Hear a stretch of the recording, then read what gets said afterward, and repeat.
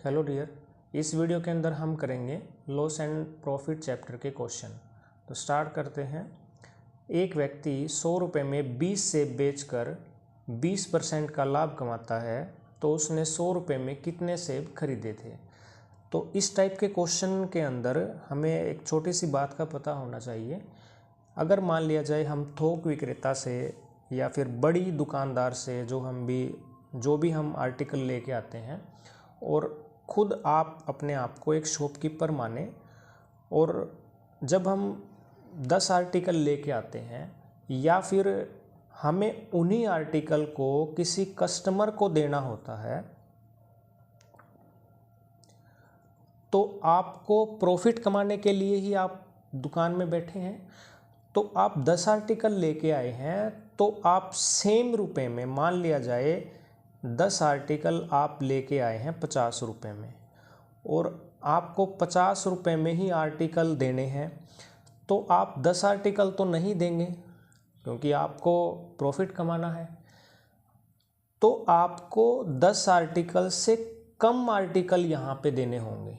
आप चाहें तो 9 आर्टिकल दे सकते हैं, वो डिपेंड करता है आपके ऊपर। मान लिया जाए कि हमें 5 आर्टिकल हमने 50 रुपये में दे दिए, तो वहाँ से आपको क्या पता चलता है कि आप जितने आर्टिकल आप लेके आए हैं उससे कम आर्टिकल हम सेम रुपए में अगर हम देंगे तभी आप प्रॉफिट कमा पाएंगे। बस ये अंडरस्टैंडिंग आपको पता होनी चाहिए।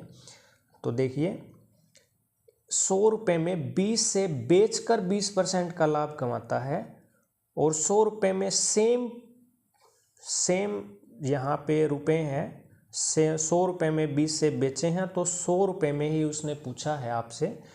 तो आप 20 सेब हैं, तो आप देखेंगे कि 20% लाभ है। 20% जो प्रॉफिट होता है, मान लिया जाए हमारा कॉस्ट प्राइस 100 रुपये है, या जो इनिशियल वैल्यू जो हमारे पास 100 रुपये है, अगर आप 20% का प्रॉफिट कमाते हैं यहाँ से, तो आप 20% इसके अंदर ऐड करेंगे तो आपके पास मिलेगा 120। अगर हम इसी को, ये मान लिया जाए हमने इनिशियल पॉइंट है और ये आपका है फाइनल पॉइंट, तो हम इसको फ्रैक्शन में कैसे लिखेंगे? फाइनल बाय इनिशियल, यानी कि 120 डिवाइड बाई 100। जब आप इसको कैंसिल करेंगे तो ये आएगा 6/5। तो यहाँ से हमारे पास दो फ्रैक्शन बनेंगी, 6/5 और 5/6। तो हमें देखिए 20 सेब बेचे हैं उसने, तो हमने ज़्यादा सेब खरीदे होंगे। यहाँ पे देखेंगे आप, जब 10 आर्टिकल आप लेके आए थे तो आपने कम आर्टिकल दिए, तभी आपको प्रॉफिट मिलेगा।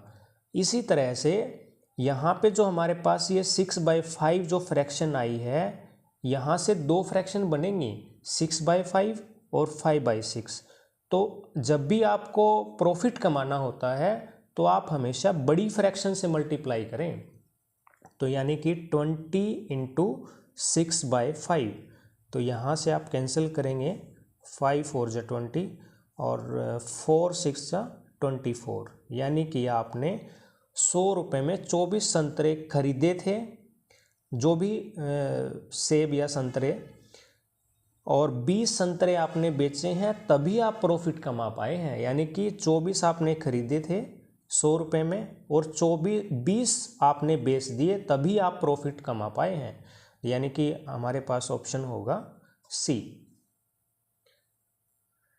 अब देखिए, इसी क्वेश्चन को अगर हम सेम प्राइस यहाँ पे अगर क्वेश्चन के अंदर है, तो आप इस मेथड को बहुत ही ईजी लगा पाएंगे और बहुत ही तेज़ लगा पाएंगे, क्विकली आप आंसर बता पाएंगे। सेकंड मेथड है, यहाँ पे उसने बताया है कि 100 रुपये में 20 सेब बेचकर, तो हम यहाँ से निकालेंगे एक सेब का सेलिंग प्राइस। एक सेब कितने रुपए में आएगा आपका? 100/20। ये आपका है सेलिंग प्राइस। अब यहाँ पे उसने 20% प्रॉफिट कमाया है, तो कॉस्ट प्राइस के अंदर आप जब प्रॉफिट कमाएंगे तो आप उसको बढ़ाएंगे, और 20% प्रॉफिट के लिए हम फ्रैक्शन यूज़ करेंगे 6/5।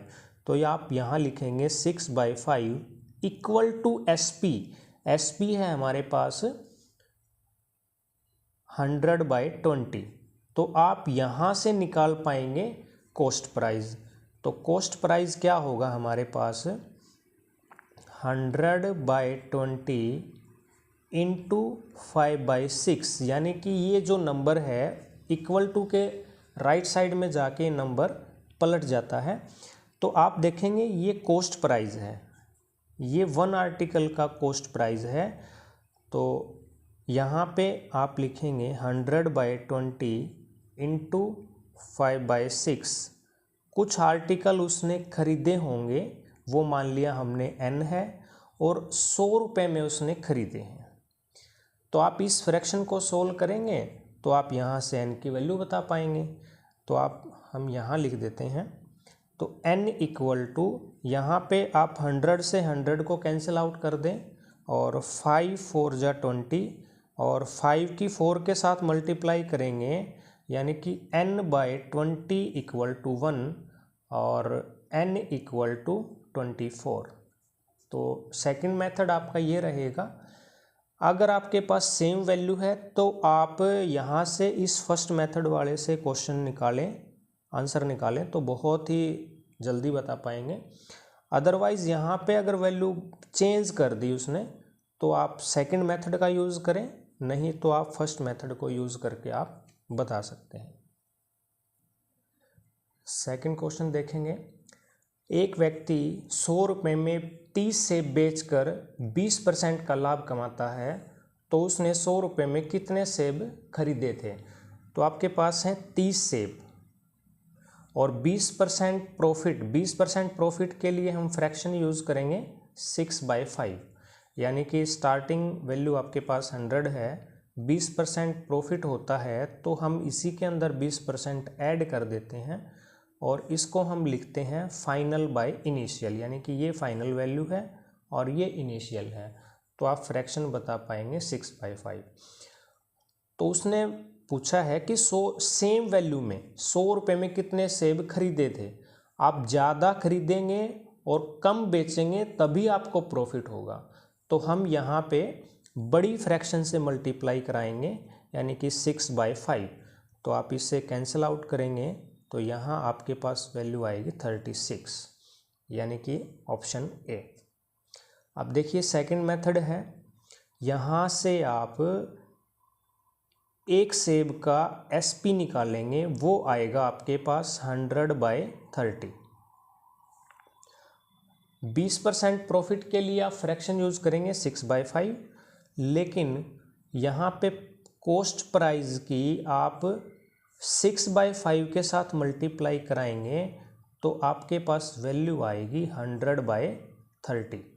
अब यहाँ से आप इसको क्रॉस मल्टीप्लाई कराएंगे तो 100/30 इंटू 5/6, ये 1 आर्टिकल का कॉस्ट प्राइस है।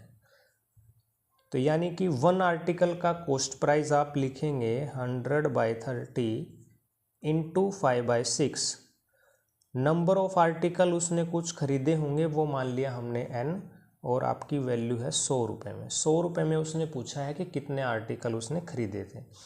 तो आप 100 से 100 कैंसिल और 5 6 जा 30, यानी कि n/36 इक्वल टू 1। यहाँ से भी आपकी वैल्यू 36 ही आएगी। तो मैं आपसे उम्मीद करूँगा कि जब भी आपके पास वैल्यू सेम हो तो आप फर्स्ट मेथड का यूज़ करें, और जब भी वैल्यू चेंज हो तो यहाँ से आप सेकंड मेथड का यूज़ करें। थर्ड क्वेश्चन देखेंगे। एक व्यक्ति 100 रुपये में 25 सेब बेचकर 20% का प्रॉफिट कमाता है, तो उसने 120 रुपये में कितने सेब खरीदे थे? तो 20% प्रॉफिट के लिए आप फ्रैक्शन यूज़ करेंगे 6/5। तो आप यहाँ से एक सेब का आप जब आप सेलिंग प्राइस निकालेंगे तो यहाँ वैल्यू आएगी आपकी 100/25।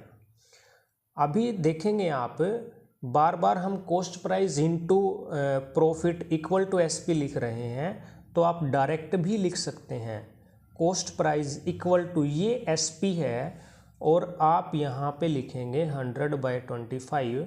जो कॉस्ट प्राइस के साथ जो नंबर मल्टीप्लाई होता है वो इक्वल टू के अगर हम उस साइड लिखेंगे तो वो नंबर पलट जाता है, यानी कि 5/6।